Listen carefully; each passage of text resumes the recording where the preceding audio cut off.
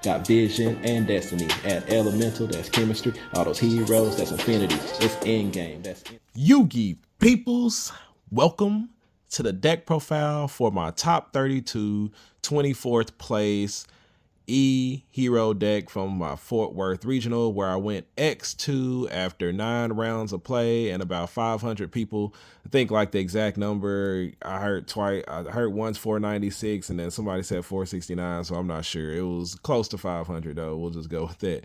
But yeah, after 9 rounds of play, I finished 7-2, and yeah, I did, pretty good for playing a deck that peaked in like 2010 or something like that. No, but yeah, we were on heroes. I was gonna play something a little bit crazy for the rest of my regionals since I got my invite at the Houston regional, but yeah, they were giving out a PS5 for first place, so I had to give myself like a really good chance to try to win that and save myself $600 on having to buy a PlayStation 5. So yeah, we played a very serious hero deck. I was glad with the way it performed. I feel like I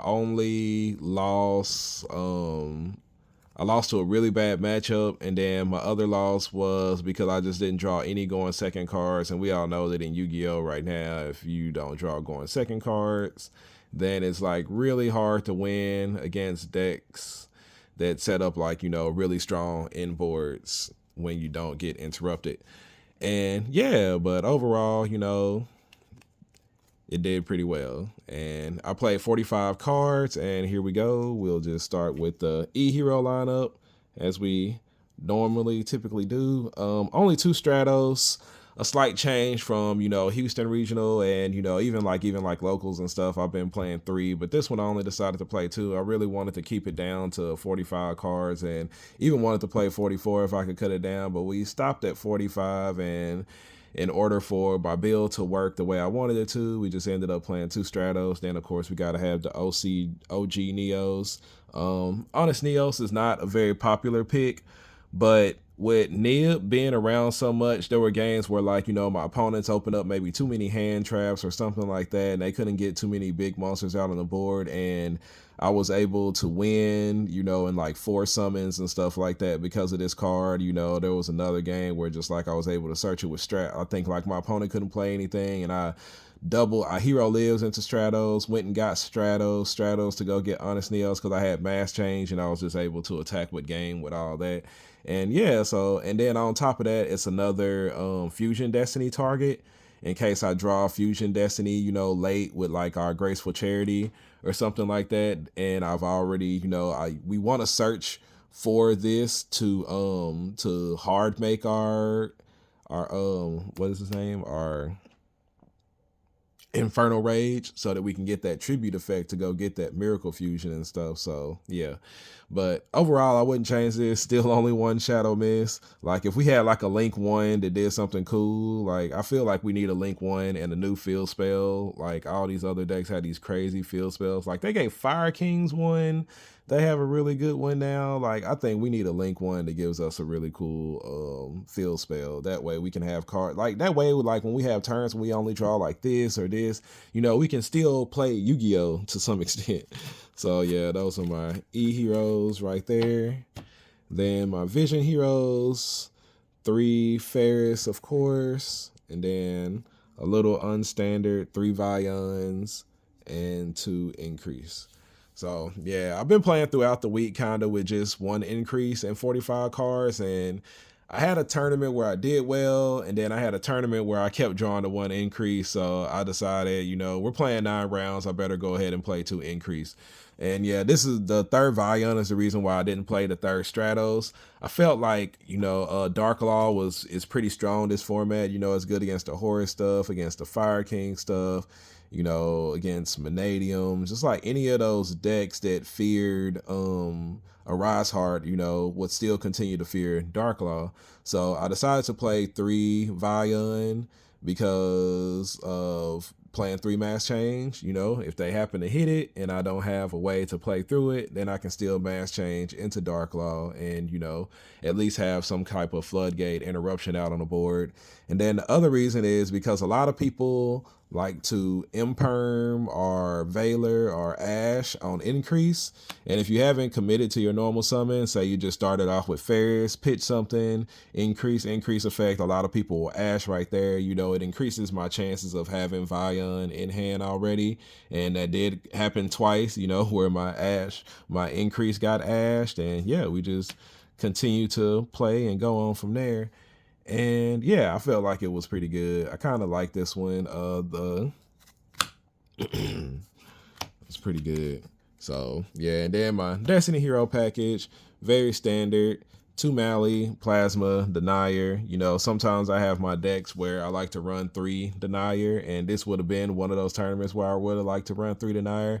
But in the end, I decided it was more important for me to have 12 hand traps inside of my deck in order to be able to compete this meta, man. Because it feels like in this meta, if you don't draw 2 hand traps against, you know, the very skilled players with their decks, they know, you know, the ins and outs and how to get to stuff. Even when they get hand trapped, it just feels like you're not going to be able to, you know, stop them. You draw like pretty cracked engine cards in order to do it. All right, then my spells and traps. 3, a hero lives. You know, I've had plenty of games where I draw 2 of these, but my final round, I actually drew all 3 of them in my opening hand. I thought it was going to be pretty bad. So we got 3, a hero lives. 3 of the Fusion Destinies. I think I drew this card only like twice the entire day. It hates me now because I cut it that one tournament. Then we got our 3 Mass Change. Yeah, the card was amazing the entire day. I'm trying to find another gold rare one. I like those, but yeah, we got the red lettered one, which is my favorite color. But yeah, so I'm trying to find another gold one. So if y'all have one and y'all want to send it to me, I'll greatly take it. But yeah, this card was amazing all day in a format where people playing Veiler and what's the other one? Veiler and Imperm. This card is amazing. We dodge it so many times. You know, you see even in what was it, the Runic stun deck with them running Duality. Duality is a quick play spell that allows them to, you know, get their monster off the board, dodge the Imperms and Veiler. So, you know, I figured like, hey, if they're gonna be doing it, we might as well go up to 3 at least for this regional. It was amazing all day. Helps you dodge, you know, rescue A stuff, on field negates and stuff like that. Then 2 Poly, just because sometimes you need to hard open it because they do like to ash, you know, our Vion on the Poly ad. 1 Rhoda, 1 Call by the Grave. I need a QCR of this one. And then Miracle Fusion and Favorite Contact. Probably wouldn't change anything about this lineup. I know a lot of people have been cutting Call by the Grave, but I feel like it's really strong, especially like against Fire Kings, which plays on your own turn, and Tearlaments, which play on your own turn. And even like going second with it and stuff, you know, like most people are playing like 12 to, you know, even like Centurions playing like 15 hand traps inside of their deck. So even when you're trying to play into a board, even if you can't break it, you still got to worry about, you know, hand traps at the end of the day. So I mean, not at the end of the day, but you know, in how do you say, in addition to their own field interruptions and stuff. So I probably wouldn't change anything about this. Best trap card in the entire game. Favorite Contact. I had like 2 games where because of the added effect to not being able to shuffle him back into the deck, like came up, and it was amazing because they just couldn't out it. I want to say he had like 9,300 attack or something like that. It was something ridiculous, and yeah, he just could not out the thing. But yeah, I probably wouldn't change anything about my spells and traps lineup and stuff. Not even like my monster ratios and stuff. I feel like the deck performed exactly how I wanted it to. I didn't have any bricky hands. I didn't brick no games the entire hand. It's just like you can't always play through every board, and you know, hand interruptions and stuff. Yep. But then for my hand trap selection, 3 Imperm, like very, very standard hand trap selection. 3 Imperm, 3 Ash, 3 Veiler and 3 Droll and Lockbirds. I know like a lot of other decks do the 3 Nib, but I like Droll a little bit better because I felt like it was a little bit better against Fire Kings. And then also the Nib puts that, the Nib on our board, and sometimes it could keep us from activating the Hero Live. So I felt like it was better for me to do the Droll instead of Nib. I drew these 2 cards together a lot, and it's very, very strong when you draw both of these together. Like there were a couple of games, I think like in my last round also, that game 1, which, I ended up winning because he couldn't get a starter, but he opened up D-Shifter and I had Veiler and Droll in hand, and I was like, no. But yeah, I think like I like my hand trap lineup, but there was another card in my side deck that performed like really well this weekend when I sided it in, so I might actually, cut the Veilers completely and move that card to my main deck. But yeah, y'all see when we get there. Yeah, my main deck was 45 cards. I actually like the ratio. Like I said, I didn't brick the entire tournament. I just had that one game where I didn't draw any going second cards, and I didn't have enough gas to play through his board. But hey, it's Yu-Gi-Oh! That's gonna happen. For my extra deck, of course, the boy Infernal Rage, our boy Sunrise, Wake Up, Shining Neos Wingman, and Big Chill.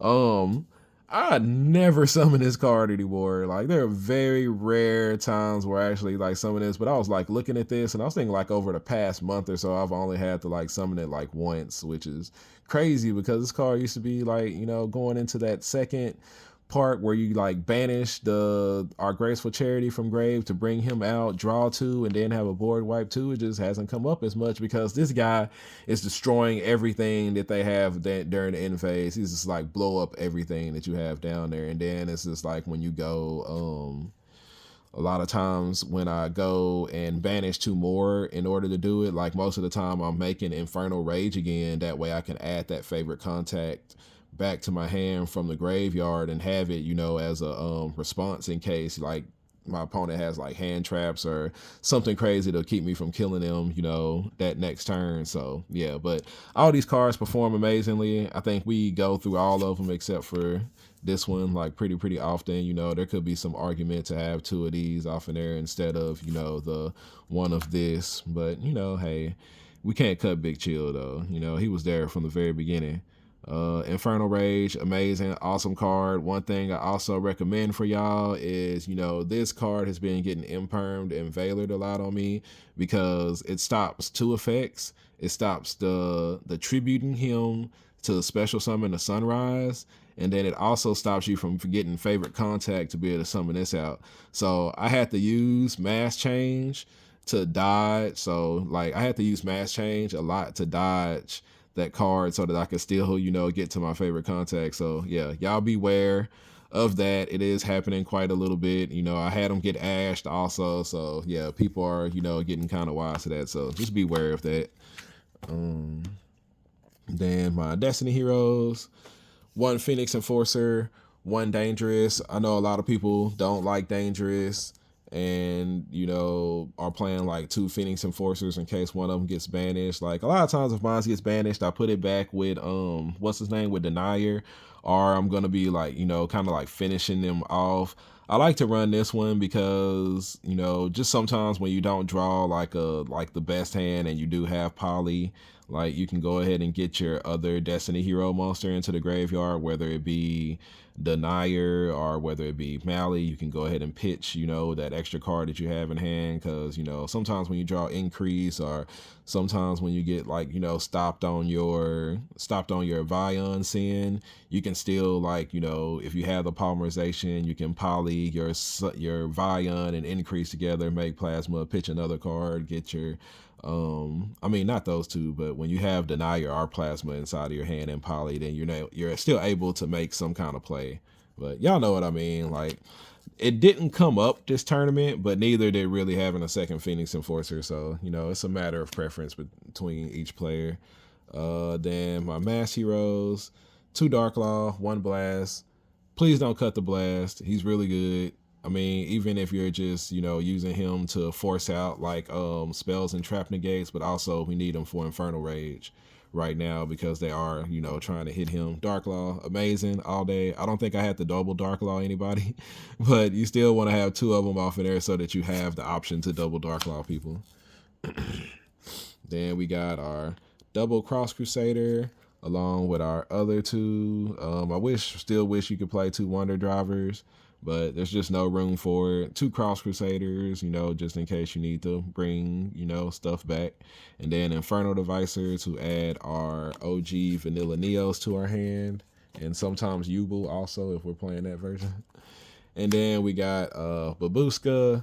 Yeah, we had been cutting it, but there were so many hand traps and stuff in this format that I felt like it was best to just go ahead and include him for this tournament. I didn't end up having to use it. When I played last round against Flunder, I thought I was going to have to use it, but it didn't end up coming up. So, but yeah, he was there in case I needed him. So that is my extra deck. Then for my side deck, shout out to Blake from the Mhero group. I don't know how to say his last name. It starts with a D or B, one of them. But y'all know who I'm talking about. He comments a lot and helps out a lot of Mhero players inside the group. But at the Houston Regional, he was talking about this card and, you know, how some decks, it doesn't matter like how you hand trap them or, you know, sometimes then they just like set up these crazy awesome boards. And one of those decks being Infonoble. So in order to give myself a chance against Infonoble, I went ahead and decided to play these in my side deck.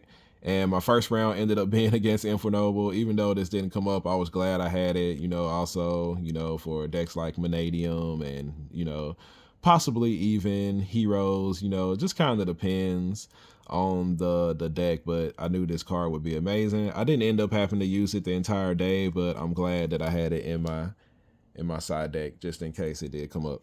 Then I absolutely despise back row and all the field spells and all the stuff that's out right now. So we went very heavily into spell and trap removal because I didn't want to lose to Centurion. I didn't want to be losing to Labyrinth.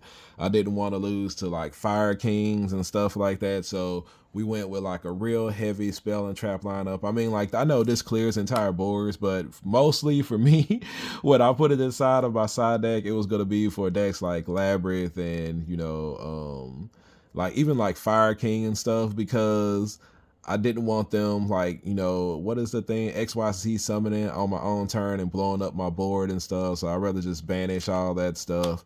Yeah, I just didn't want it to happen. And then, you know, try to set up my board and do things. But like Cosmic Cyclone, there were even some people maining it because, you know, it's good against the Fire King spell. It's good against Centurion.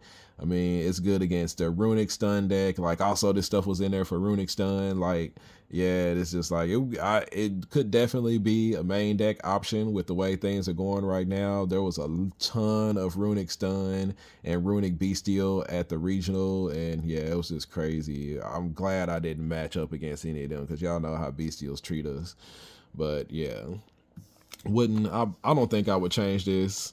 Even though I didn't play against none of those decks. Oh yeah, also Rescue Ace. Like, even though I didn't play against those decks in particular, I feel like I need those in there. Then the 2 Book of Moons. Mostly I put these in like if I noticed my opponent was playing triple tactics talents, you know, this was something that I left off in there. If they just played a board like what was it, like Pearlies and stuff like that are, you know, these are sometimes better than like an Effect Veiler or something. And then also, you know, you can use them to dodge a Vec Veiler and Imperm and stuff.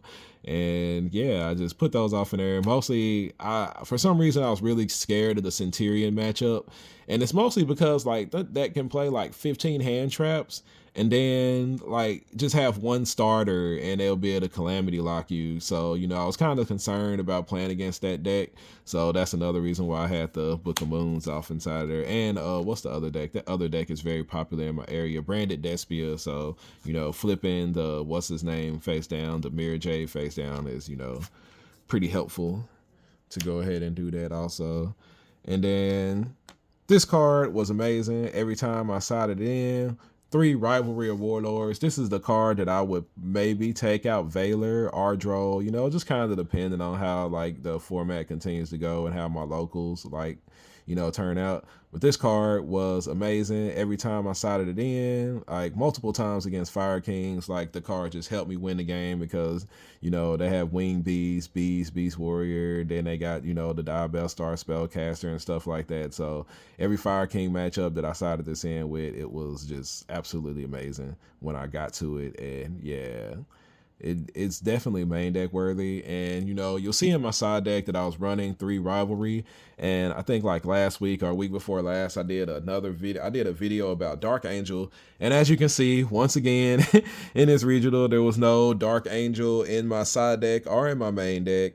And the reasoning for me, you know, like I said, everybody, it's a matter of preference, but I've been getting nibbed constantly, nibbed all the time, nibbed the first 3 rounds, 2-3 nibs. There are turns where I've gotten nibbed, you know, I mean, well, games where I've gotten nibbed twice in one game and such. So I really hate that Dark Angel takes 3 Destiny Hero monsters inside the grave in order to activate. So a lot of times for, you know, we'll have Mally, we'll have Denier, and that third one needs to be Phoenix Enforcer. And, you know, just that first time where you go activate Phoenix Enforcer, pop him, and, you know, whatever your Link monster is so that they can't ram Dark Angel into it, and they go chain nib and it just tributes off your DPE, like it really sucks. I mean, like, yeah, you only go into the line if you have Rivalry of Warlords, but, you know, you think about it, you get the nib token thing, and then they have nib, and you could still Dark Angel them, but if you flip up Rivalry at that point, then, you know, you're stuck with not being able to put the hero monster. I mean, you can't revive your DPE anyway, but I mean, you could probably get, you know, if you haven't used your Mally and Denier to the fullest extent, maybe you could get one of them out on the board. But if you flip Rivalry up on that board, you know, you can definitely ensure that they're going to keep the Nibiru and send Dark Angel to the graveyard. So yeah, it's like at that point there's no point in even summoning it, and you're not going to get your DPE back. And, you know, like I said, Dark Angel, you know, it's a good card. I don't feel like it's necessarily just needed right now. Yeah, it is good if you get it with Rivalry or Gozen, but with people main decking 3 nibs, I just didn't feel like it was worth it. And, you know, as you can see, it worked out for me. It might not be the same for everybody, but, you know, that is how it is for me. And that is my deck profile from the Houston Regional. Y'all let me know what y'all think, how y'all feel about the choices. You know, I think like the only, you know, like really crazy thing was the amount of spell and trap removal that I read off in there. I didn't run any additional hand traps either. I just didn't really, I feel like those were the best ones. And not that nib is bad, I just don't feel like nib was good for me as a hero player. I just wanted to keep my hero lives as live as possible, because a lot of times for us, that's a 1-card combo that can win us the game. So yeah, that is my deck profile. Appreciate everybody for staying a while to listen. Let me know what y'all think. And, you know, shout out to my sponsors over at Meta TCG. Y'all can check them out. They got these dice. They come inside this pretty little die cast metal case. My dice are interracial right now. I got some black ones and some red ones, so, you know, I like to have have them together. So yeah, I have interracial dice right now, but y'all check them out. Use my code Mhero, save yourself some money on, you know, Yu-Gi-Oh, Pokemon, Magic the Gathering, what have you. There go them boys right there. And then also, you know, shout out to everybody who subscribed to my channel at the regional. And, you know, I appreciate y'all and everybody who supported my hustle at the regional as well. Y'all are amazing. Thanks for letting other people know and bringing, you know, so much to me. Y'all know who y'all are. Y'all know what y'all did, and it is highly appreciated, man. You know, just like love the hero community right now. And yeah, appreciate y'all. Catch y'all on the next video. Deuces. Infamy, my wingman, he come through, he level up, he Goku, he's shining out and popping to over 9K, that's a breakthrough, be on top now, here's a look at our world.